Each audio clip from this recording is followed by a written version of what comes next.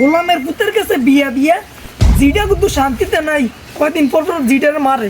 আজ্জার একটা ফয়সালা কইরাম, মার মার আর জোরে মার। কিরে নানিয়ে, ও মা নানি আইছে গো, নানি আইছে।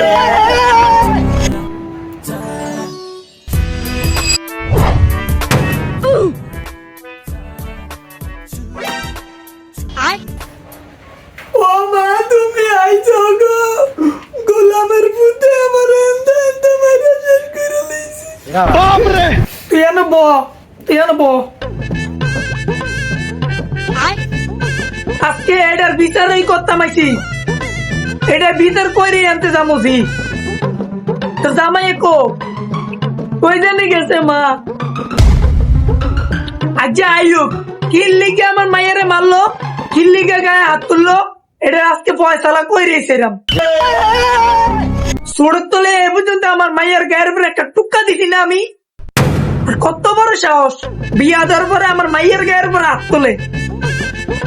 এটার ফয়সালা আজকে কইরে আসলাম। নানি নানি আমার লেগে কি আনছো তুমি? তোর লেগে কি আনতো রে গোলামের পুত? বাপ রে, মা এটাও লেগে মাইটে খাইতে হয়েছে আমার, গোলামের পুতের লেগে পুরো বাপটার মতো হয়েছে। গোলামের পুত তোর সামনে না।